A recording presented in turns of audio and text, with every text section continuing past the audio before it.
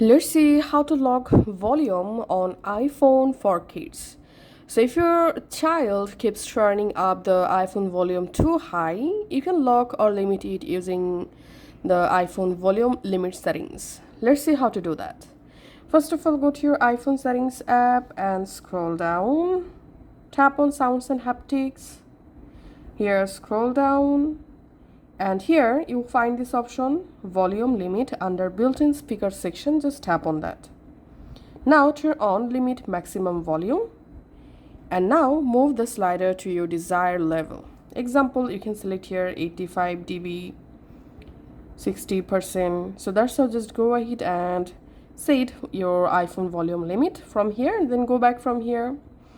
And here enable reduce loud sound option and we can see reduces audio volume range and creates softer sound effects while maintaining the quiet details of the original audio. So that's how you can actually do it. Thanks for watching.